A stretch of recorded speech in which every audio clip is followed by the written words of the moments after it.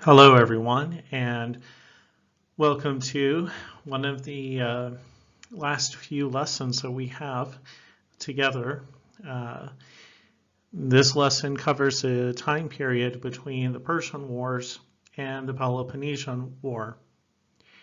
And as I have emphasized for all of these videos, I am really just hitting on the highlights.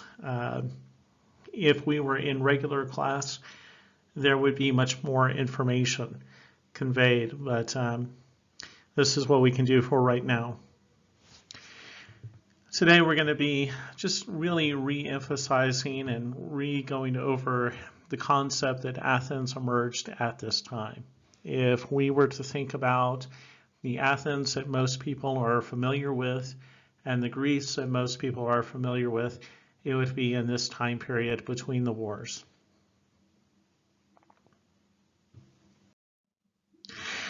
So as I said, this was the time of the emergence of Athens, and this is an example of what it may have looked like at the time. And you can see that it's, very much like it is today, except for the fact that if you look into the distance, that is called Attica, and those mountains and fields eventually would become very barren and would no longer be able to sustain the soil, the topsoil on top of the mountains, because they would strip the mountains clean of trees and a lot of the trees inside the city in order to build the 200 triremes. And when you build these wooden ships, it was not just for, the wood didn't just go to cover the first building. You would have to periodically rebuild the ships almost from scratch. You would have to replace rotted wood, planks, maybe a broken oar. It got to the point where Athens had to outsource, as we say today, they had to outsource the lumber because they couldn't find any lumber in the city or near the city of Athens. They had to go to Macedon in order to get what they needed to supply for their ships, because not only was Athens building ships, but so were all their allies. So there we do see an environmental impact from the wars. Now, I also want you to understand that a power may be democratic in construction and its structure, but it can become imperialist in its policies. Now, as I've said, I'm not trying to make any indictments or moral judgments here. Whether Athens became an empire or not is, we need to understand the material facts on how it became that, but whether there was morality or immorality behind that is not at issue.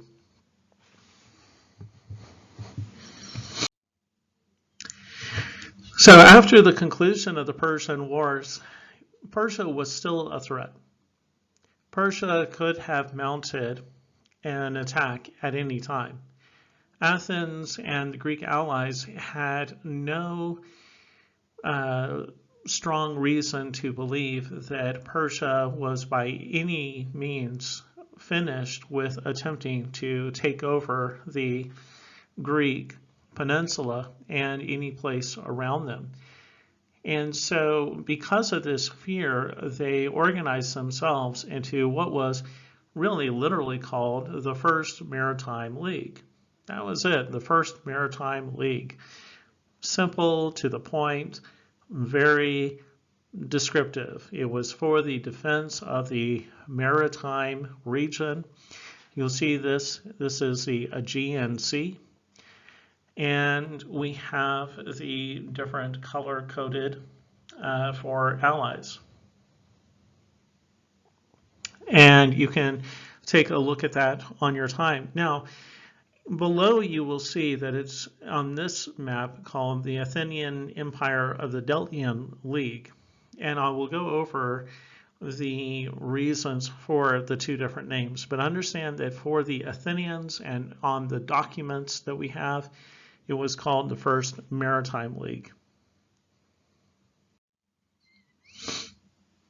The reason why it's called the Delthian League is that the place where the league was formally created and consecrated was the island of Delos, which was also a temple and a treasury.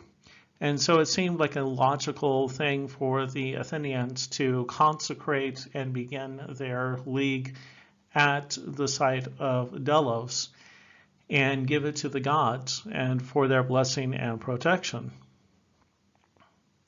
And so later historians have dubbed it the Delthian League for reasons of simplicity and narrowing it down to where it originated from. However, my preference is to call it by its historical, factual name, the First Maritime League, but either option is perfectly fine. Now, again, Athens was the leading state. They were the ones to largely say, we need to have this league for self-defense. At the time, everyone agreed, hey, we need to put this together so that we don't face this threat. And if we do have the Persians come back, we will have instant communication and instant cooperation in order to meet the threat. And we have these types of things going on today. NATO, the North Atlantic Treaty Organization, is a type of league. It is an organization, military organization, that is meant to prevent the attacks by Russia or by other bad actors against member states. So we continue to make these types of organizations. The Russians, during the Cold War, created a similar pact called the Warsaw Pact, and they were also designed to meet any challenge or threat from the United States. Now, judicial decisions involving the League and its participants were to be made in Athens, and another stipulation was that member states or member city-states must contribute either a ship, a trireme, or money to finance a ship in the fleet. Now, and we will look at this in a moment, members did try to leave the League after the Persian threat abated or was no longer a threat. However, Athens would not allow city-states to leave the League. And this is where Athens begins to make the transition from confederacy leader, league leader, to empire.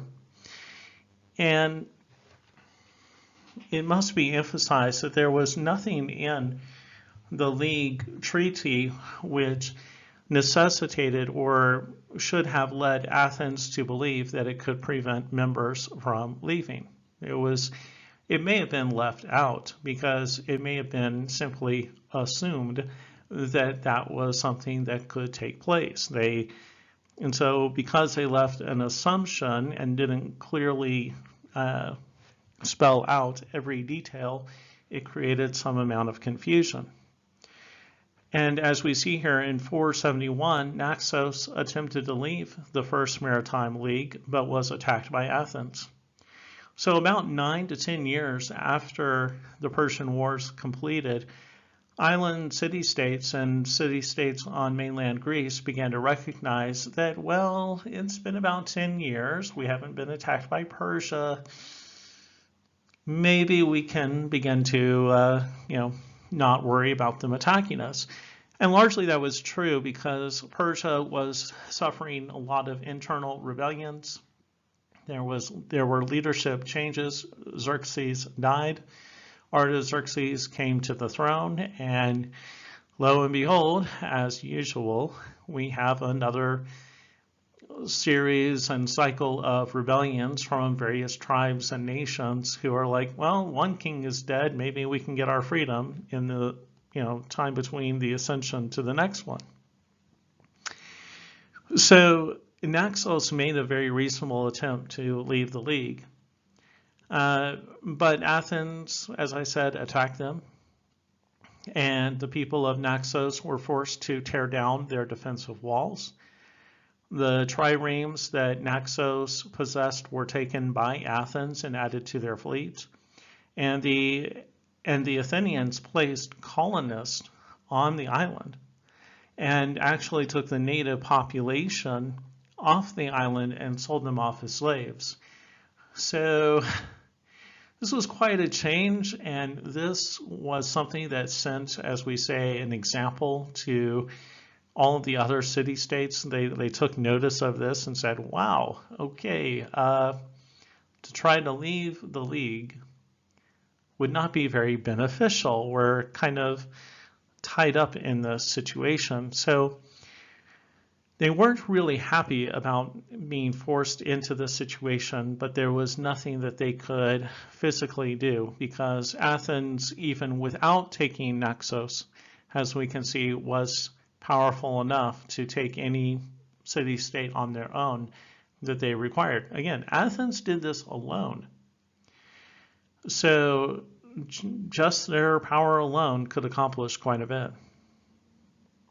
Now, Athens was democratic because it had 30,000 men who could vote in the assembly, but the crowd's decisions were often swayed by individuals who stood out. And we will talk about a man named Pericles here in just a minute, who was largely in charge at this time and did want to direct Athens and wanted to implement a policy of full naval supremacy in the Aegean Sea. And I'd like to mention something. These events, particularly Naxos and its invasion, is not covered in this book called Lords of the Sea by John R. Hale, but is covered by other historians, not only at the time that it took place, but also in our time. And this is why I say you need to read more than one source or go to multiple sources, except for Wikipedia, because Lords of the Sea is kind of a love letter to Athens during this time. And John R. Hale is obviously very much in love with Athens and its history and its maritime history. And although it is an excellent book and I recommend reading it, it leaves out or covers over and minimizes many of the things that may be perceived as negative and not in the best interest of other city-states at the time. So it's very important to read multiple sources and to gain a well-rounded perspective on events. Now, Pericles of Athens, he was born probably a few years before the Persian Wars, so probably maybe about 490. We know that by the time that it came to the period just after the Persian Wars, about 478, he was old enough to be involved in the assembly of Athens and started to emerge as a strong political leader. And he would live about 80, 90 years. And so that would give him a lifespan that saw pretty much the Persian Wars and took him to the first year of the Peloponnesian War. Pericles was central to developing Athens' maritime policy and the initial strategy in the Peloponnesian War.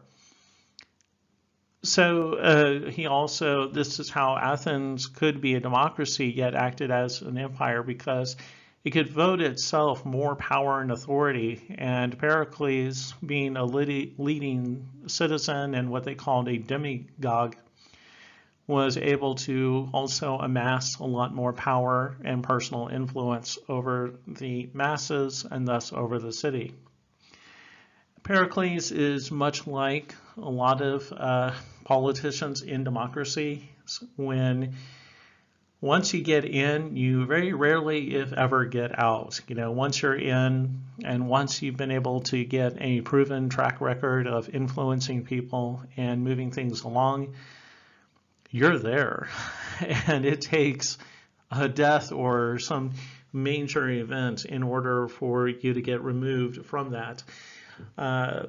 Even before my parents were born, there was a man named Henry Kissinger who was in government and influencing policy, and he is still alive at like 90 years old and is still writing and attempting to influence policy and positions in the government. He's lost a lot of that authority, but for quite a while he had a lot of influence, and a lot of the world that we see today is a result of his work. So in a very similar way, the reason why we see the direction of Athenian policy and history is due to this one man.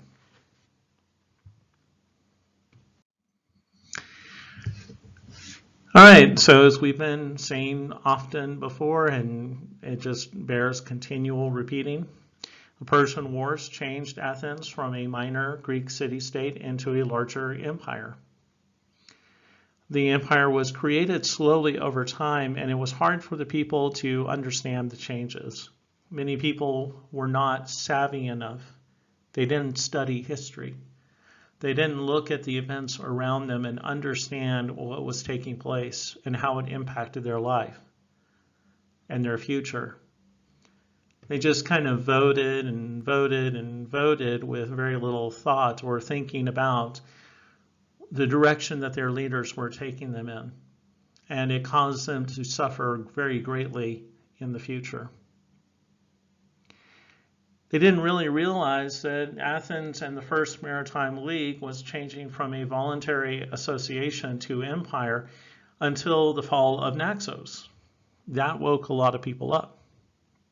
However, when the Athenians saw the fall of Naxos and their military ability as increasing, they said, this is a great thing. And they wanted to continue it, perpetuate it. And basically, they had what is called in English phrase, the tiger by the tail. They had gained so much power and so much influence that if they were to let that power and influence go, it would actually result in far greater damage, not only to themselves, but also to the entire Greek world, or at least those that were under their authority.